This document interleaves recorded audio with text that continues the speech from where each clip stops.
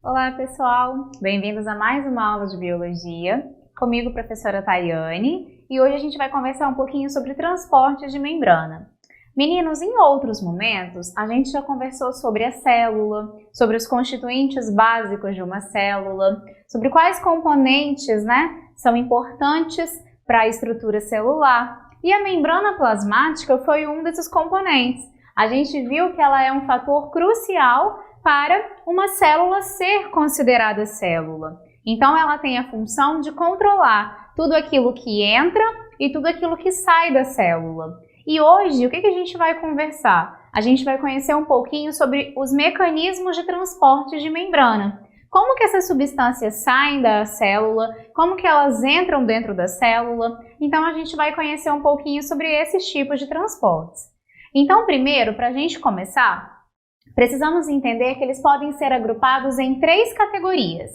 A gente vai ter os processos passivos, que ocorrem sem gasto de energia, que é a osmose, a difusão simples e a difusão facilitada. E a gente também vai ter os processos ativos, que ocorrem com gasto de energia, como, por exemplo, a bomba de sódio e potássio. Então, quando a gente fala processo passivo, como a gente observa aí na imagem, as moléculas elas atravessam de um lado para outro da célula através de um processo que não necessita de energia para acontecer. A gente vai entender já já o que isso significa. Ao contrário desse processo aí, no qual a gente vai ter uma bomba trabalhando ativamente, retirando e colocando íons dentro e fora da célula através da membrana plasmática.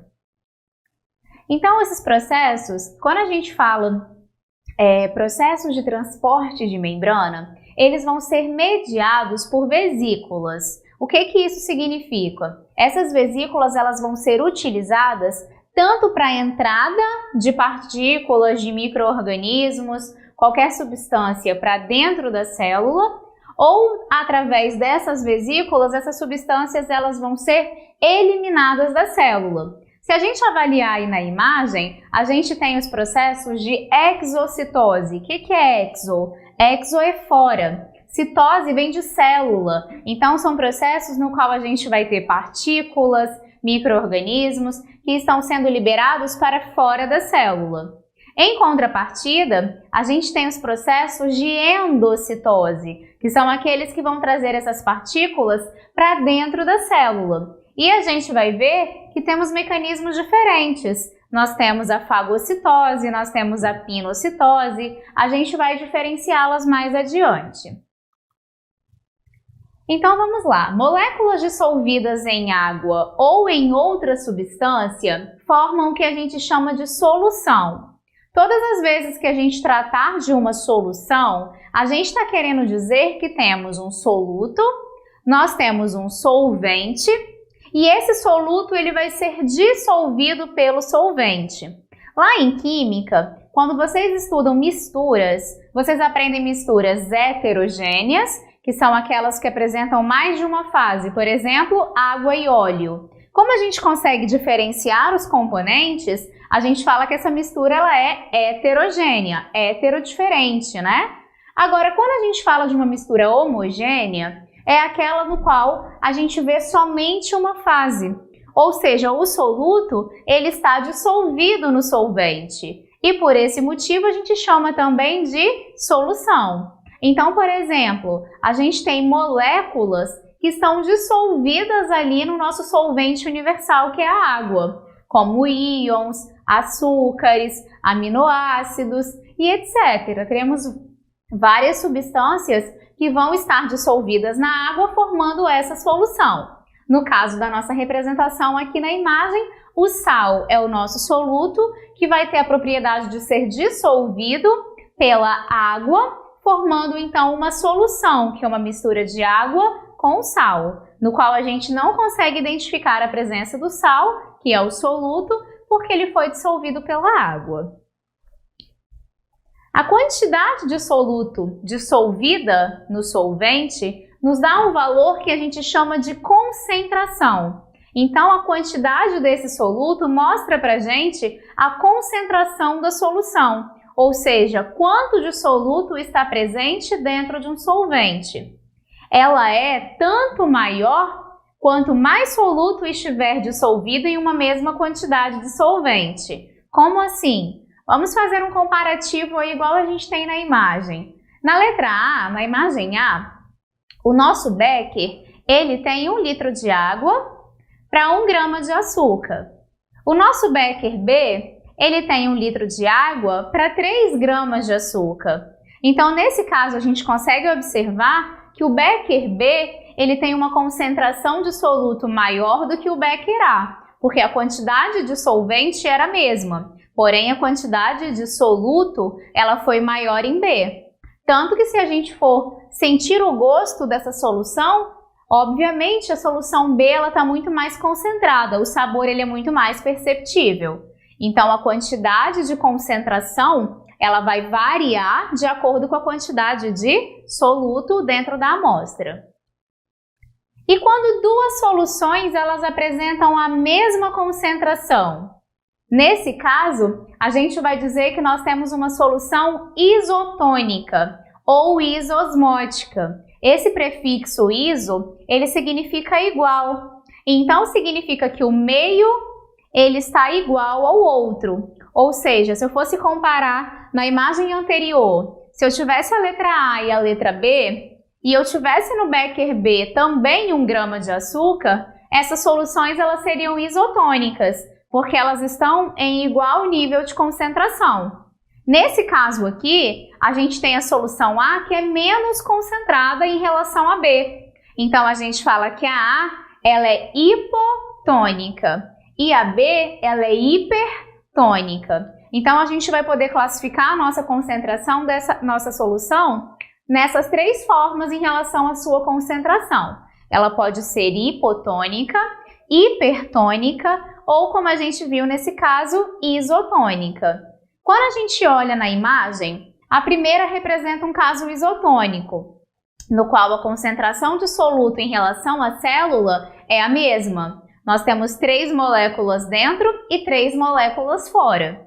Agora, quando a gente recupera aí para o segundo, a gente vai adiante, na hipotônica a gente tem 3 moléculas dentro e uma fora. Ou seja, ao lado de fora se encontra hipotônico em relação ao meio de dentro.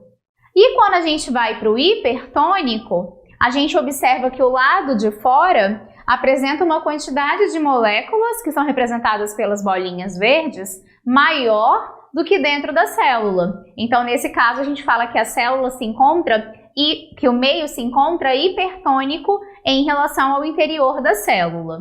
Então, o que acontece? A gente vai ter a concentração de soluto, que está relacionada com a bolinha verde, o movimento das moléculas de água em direção. No isotônico é igual, a gente não vai ter moléculas passando de um lado para o outro porque está em igual concentração.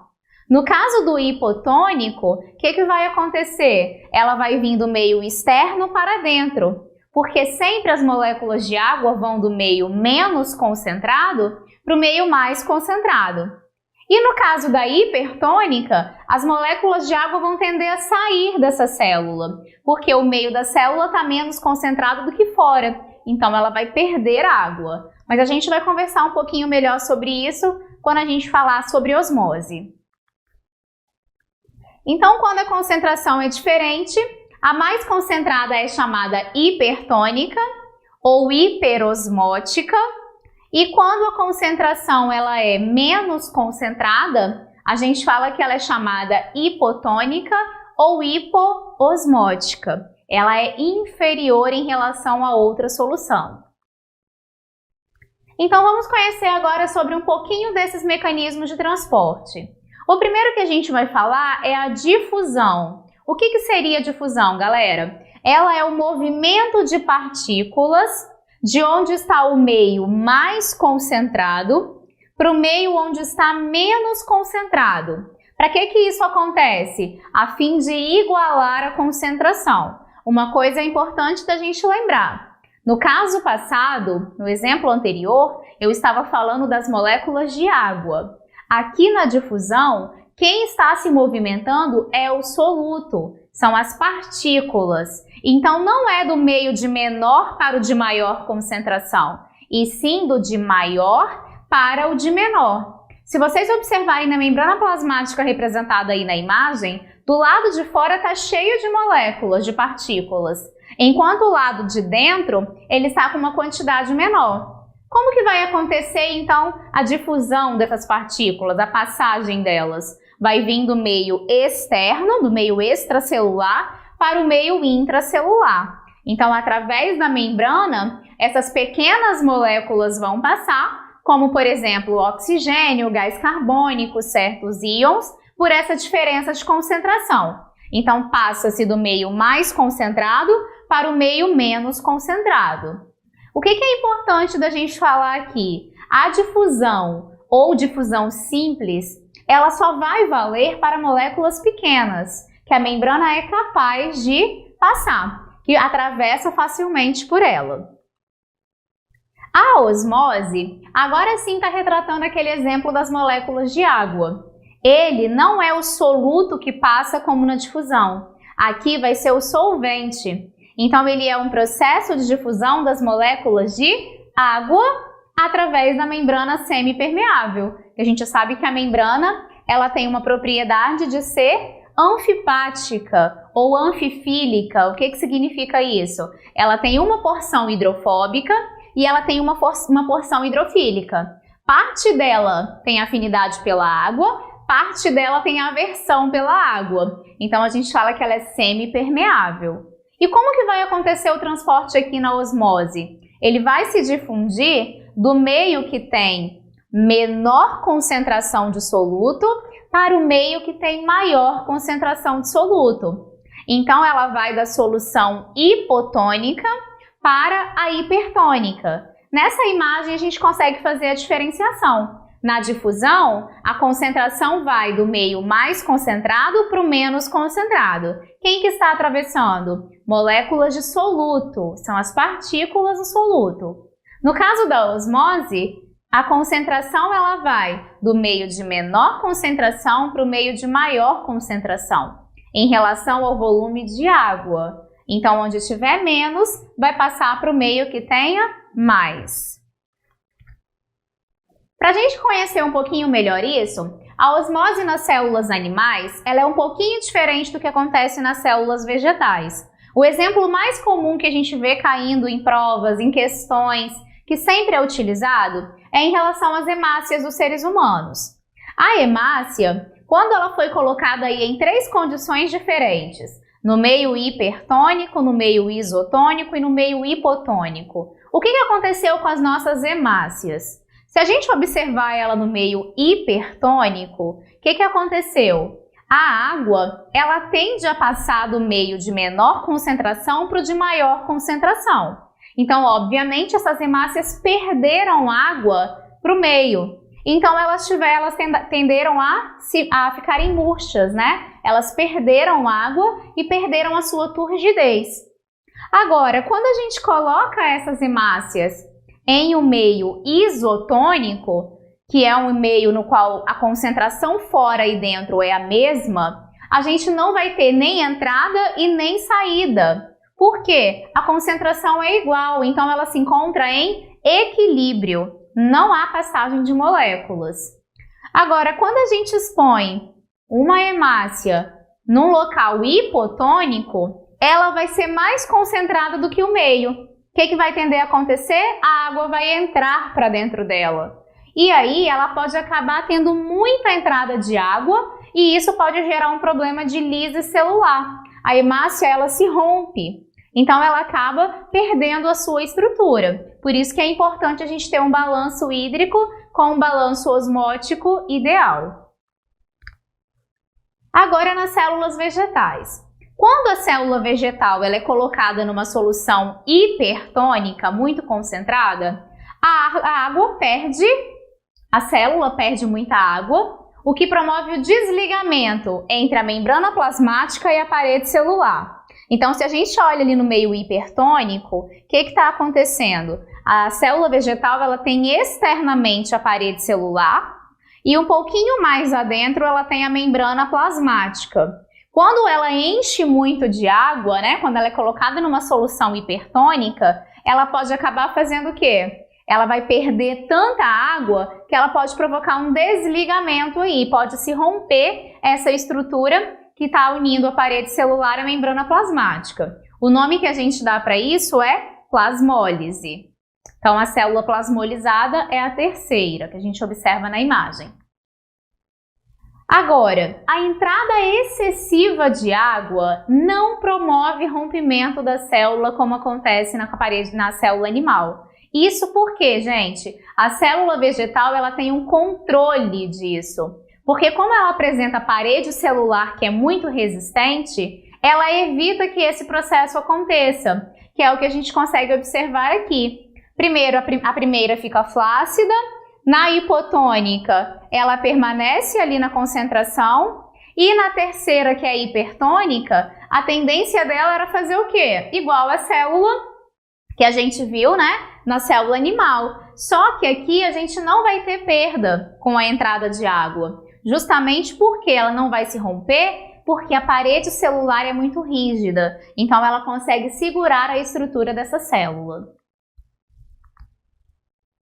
Então, quando ela é colocada em água pura ou em uma solução de baixa concentração, que é a hipertônica, ela vai receber a água, tornando ela normal ou túrgida novamente. O nome que a gente chama isso é desplasmólise, ou seja, o contrário do que aconteceu quando ela foi colocada em uma solução hipertônica. A hipertônica gera plasmólise, a parede celular e a membrana se separam, e depois ela recebe água e volta a ficar túrgida novamente num processo chamado de desplasmólise. Então a célula consegue controlar isso de maneira eficiente. Lembrando que ela não sofre lise por causa da parede celular. No citoplasma das células vegetais, elas apresentam uma estrutura chamada de vacúolo. Quando ela é uma célula jovem, ela tem um monte desses vacúolozinhos. À medida que vai se tornando uma célula adulta, eles se juntam e formam um vacúolo maior, que é chamado de vacúolo de sulco celular. Esse vacúolo também tem uma membrana lipoproteica, igual a membrana plasmática, né? E essa membrana é chamada de tonoplasto, que vai abrigar o suco, que é uma substância que está preenchendo o vacúolo. O que vai ter ali dentro? Água e várias substâncias, íons, sais. Portanto, a água que sai da célula, que a célula perde, ela é proveniente desse vacúolo. Então, o que acontece? O citoplasma e a membrana plasmática, eles acompanham essa concentração do vacúolo. Então, quando acontece a plasmólise, eles desligam-se da membrana celulósica. Porque o que acontece? Membrana plasmática, a gente falou que ela está aqui, o citoplasma é o que está dentro da membrana, todo o espaço no interior da célula. Se o vacúolo ele perde água, ele se torna murcho, né? Perdeu, a membrana e o citoplasma acompanham. Então isso promove um desligamento da parede celular que é mais externa. Quando a célula volta a ganhar água, ela volta novamente ao seu estado original e acontece a desplasmólise. Ela se liga ali novamente.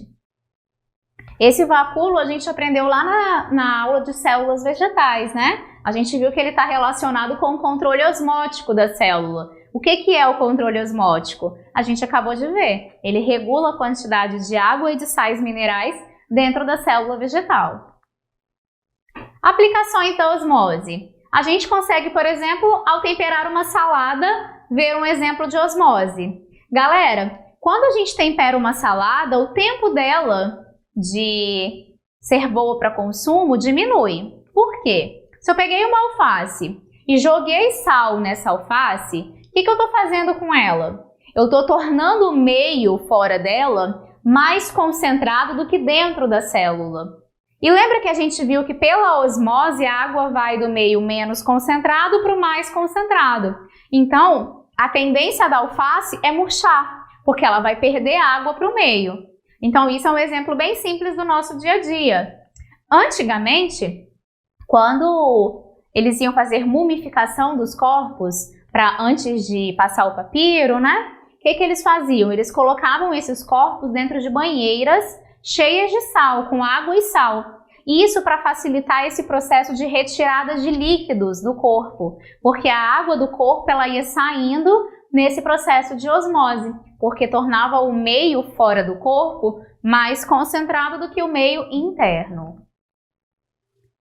A gente já viu então difusão simples, osmose, temos a difusão facilitada. Qual é a diferença da facilitada para a difusão simples? Desculpa.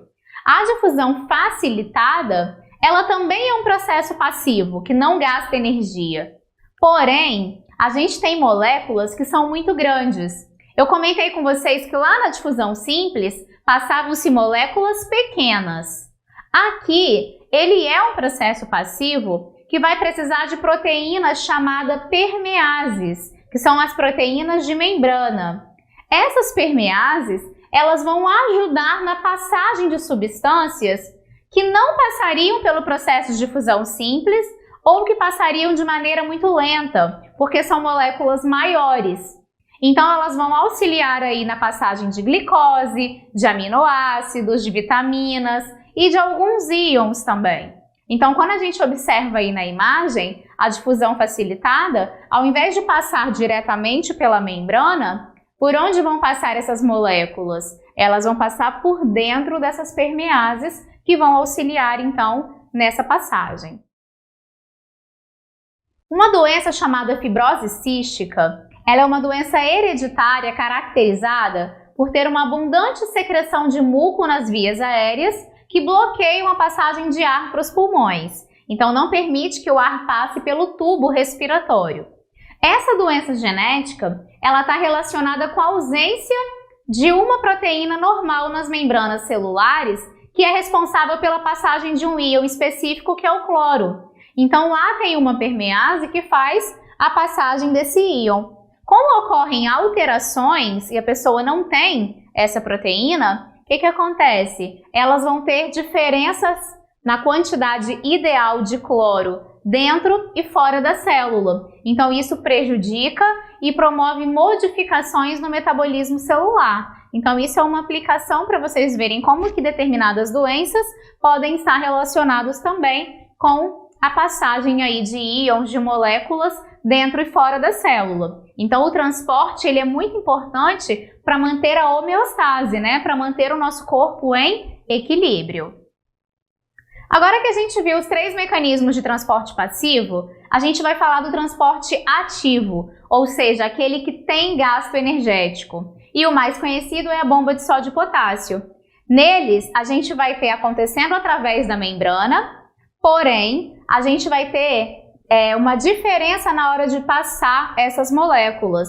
A gente vai precisar fornecer energia para esse metabolismo acontecer. Porque lá no transporte passivo, essas moléculas elas iam a favor de um gradiente de concentração. A gente vai ver que aqui vai ser um processo contrário. Aqui a molécula ela vai passar do meio menos concentrado para o mais concentrado dissoluto. Lá na difusão, a gente viu que era o contrário. Era do mais para o menos em relação ao soluto. Aqui não. Aqui vai ser do menos concentrado para o mais concentrado dissoluto. Então, vai ser contra o gradiente de concentração. Por isso, vai ser necessário energia para esse processo acontecer. Ao analisar a concentração aí da imagem, observem comigo. A quantidade que a gente tem de íons sódio e potássio é diferente. A gente tem mais sódio no meio extracelular e temos mais potássio no meio intracelular. Lá fora a gente tem pouco potássio e dentro nós temos pouco sódio. Ao avaliar isso, a gente observa que a gente tem uma diferença. O gradiente aí de concentração está existindo. Esses íons eles vão atravessar por essa membrana através do processo de difusão facilitada, que a gente já viu que eles passam pelas permeases, pelas proteínas que auxiliam. Logo, se não houvesse transporte ativo, o que ia acontecer em determinado momento? Ia ser jogado sódio para dentro, ia ser jogado potássio para fora e ia chegar um momento que ia igualar, porque lembra que uma solução isotônica não passa. Então, o que acontece? Para a célula, é importante manter esse gradiente, essa diferença de concentração. Então, para isso, existe a bomba de sódio e potássio. É ela que mantém essa diferença aí em relação aos íons fora e dentro da célula. Através da energia do ATP que a gente fala, os íons sódios que penetram na célula por difusão facilitada, eles são jogados para fora novamente. E os íons potássio que são levados para fora da célula, eles são jogados novamente para dentro dela. Então isso faz com que essa imagem que a gente viu aí seja mantida. Na hora que está quase igualando, a bomba de sódio e potássio ela começa a ativar e volta para esse estágio aí inicial. Então aqui a gente vai observar o bombeamento de sódio para fora e o de potássio para dentro. E isso vai ser realizado através de uma proteína transporte com gasto energético. Se vocês observarem aí no nosso vídeo, a gente vê o sódio se ligando, o ATP, que é o que fornece energia, e esse sódio está sendo lançado. Então essas proteínas, elas fazem o quê? Elas lançam 3 sódio,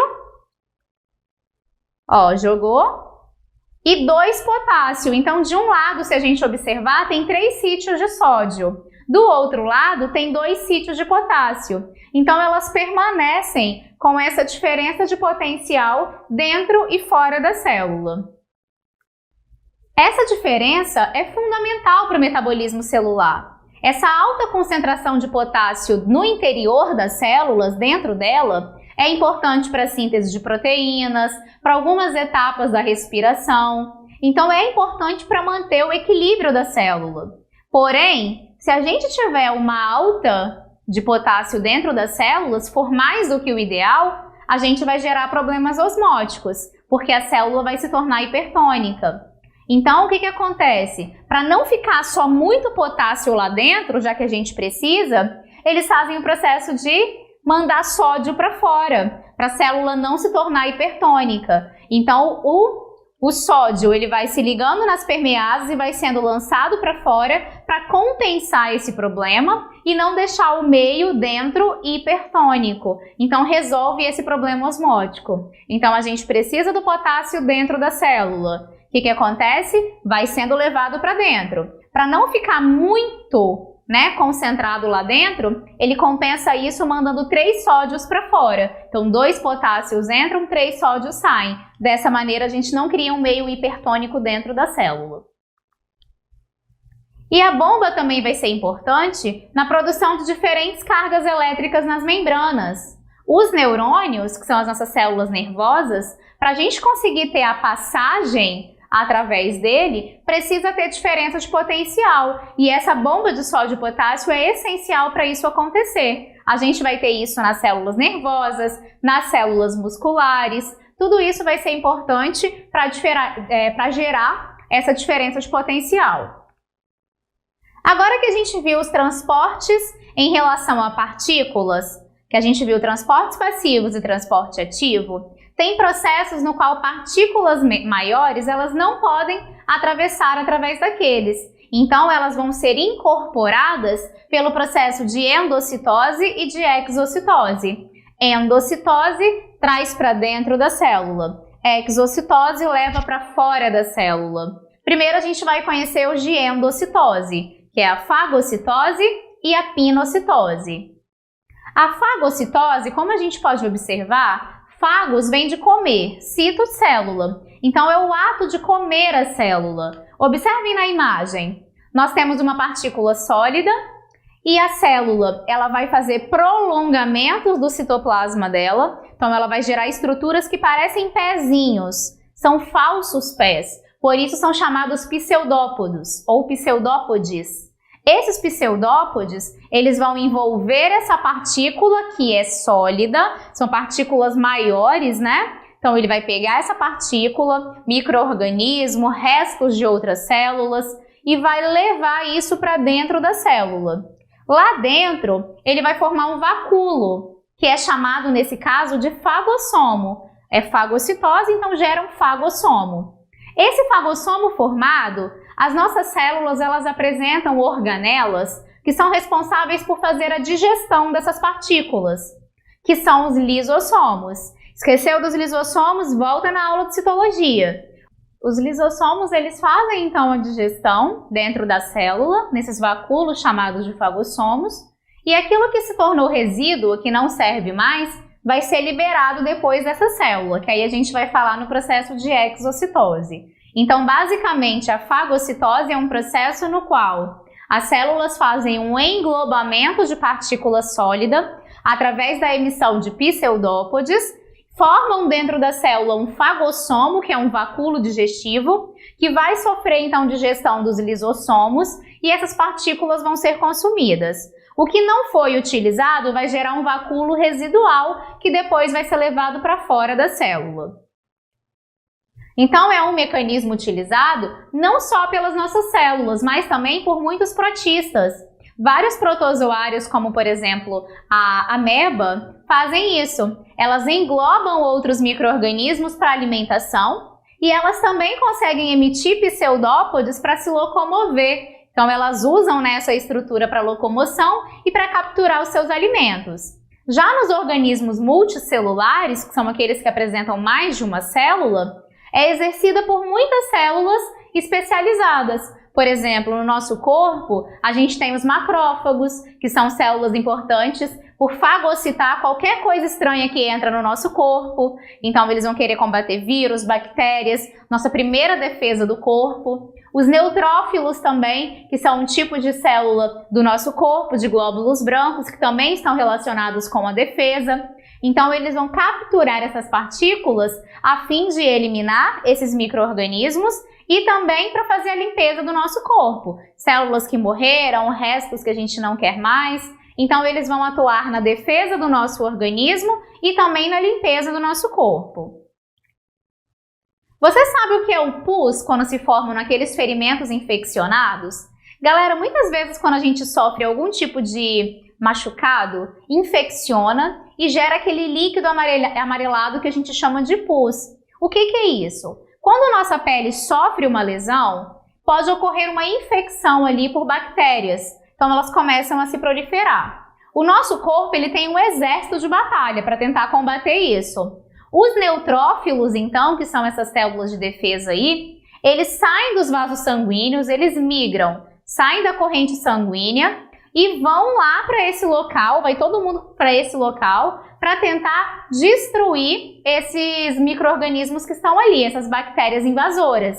O nome que a gente dá para isso é diapedese, né? Eles saem da corrente sanguínea e migram para o tecido lesado para tentar combater. Então, eles começam a fagocitar ativamente essas bactérias. Nessa luta aí de neutrófilos com bactérias, muitas bactérias acabam morrendo e muitos neutrófilos também.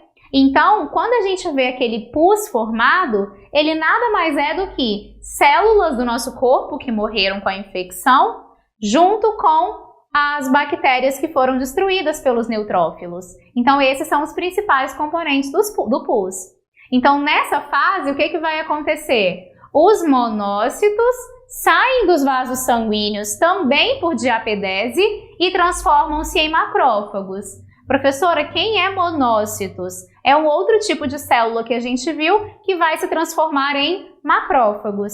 Na nossa aula de sistema imunitário, a gente vai conversar sobre todas essas células. Mas o importante é, todas vão lá para fazer o combate dessas bactérias invasoras. Os macrófagos, eles têm uma alta capacidade de fagocitose e por isso eles começam então a dirigir a esse local de infecção para tentar digerir aquelas bactérias mortas que estavam ali. E mesmo os neutrófilos destruídos, já que os neutrófilos morreram, os que estavam tentando ali combater, eles também têm que ser retirados. Então o que os macrófagos vão fazer? Eles vão fazer a limpeza nesses locais de infecção e vão fagocitar os restos de células mortas que se encontram ali no nosso corpo. Então, basicamente, a gente tem isso, né? O tecido lesado, ele libera sinais químicos. Então, quando acontece a infecção, a gente vai ter essa célula de defesa migrando para lá. Então, acontece uma vasodilatação para ir no sangue, né? Muito sangue para aquela região. Por isso, quando a gente machuca o dedo, fica vermelho, arde. É muito sangue chegando ali para trazer essa galera para defender o nosso corpo. E aí, em seguida, os fagócitos eles começam a consumir os patógenos e os restos de células mortas também. e o nosso tecido ele vai então fazendo o quê? Ele vai se recuperando dessa infecção. A pinocitose ela é um pouquinho diferente da fagocitose, porque ela não vai formar pseudópodes. Ela é uma invaginação da membrana que vai fazer o englobamento da partícula. Lá na fagocitose era uma partícula sólida, aqui é uma partícula líquida. Então a diferença é essa: fagocitose, pseudópodes; pinocitose, invaginação da membrana; fagocitose, partículas sólidas; pinocitose, partícula líquida. Então, ao invés da gente chamar de fagossomo, a gente vai chamar de pinossomo. E os processos de exocitose são aqueles no qual as partículas, aquilo que não foi digerido, né, que a gente não quer mais, vão ser lançados para fora da célula. E também secreções importantes, que vão atuar em diversas etapas de metabolismo do nosso corpo. É um processo frequente nas nossas células secretoras, por exemplo, do pâncreas. O pâncreas, ele é uma glândula endócrina que libera insulina e glucagon, que regulam a nossa glicemia, a taxa de glicose. Então, elas são produzidas no interior das células e ficam armazenadas em vesículas dentro dela. Quando necessário, essas vesículas se rompem e liberam essas secreções no meio extracelular. E também por exocitose, que são eliminados os resíduos que foram digeridos dentro da célula. O nome dessa eliminação de resíduos a gente chama de plasmocitose. Então, aquilo que foi digerido na fagocitose, que foi digerido na pinocitose, o resto que sobrou, o vacúolo residual, ele vai ser eliminado pela célula através da plasmocitose, que é um tipo de exocitose. Uma questãozinha para a gente concluir: uma cozinheira colocou sal a mais no feijão que estava cozinhando. Para solucionar o problema, ela acrescentou batatas cruas e sem tempero dentro da panela. Quando terminou de cozinhá-lo, as batatas estavam salgadas, porque absorveram parte do caldo com excesso de sal. Finalmente, ela adicionou água para completar o caldo do feijão. O sal foi absorvido pelas batatas por... Primeira coisa, a gente não falou de absorção de água, foi absorção de soluto. Então, se é o sal que está migrando, a gente está tratando de um processo de difusão, porque o transporte ocorreu a favor do gradiente de concentração. Ele foi de onde estava mais concentrado, que era a panela de feijão, o feijão, para a batata que estava menos concentrada. Meninas, por hoje é só. Até a próxima aula.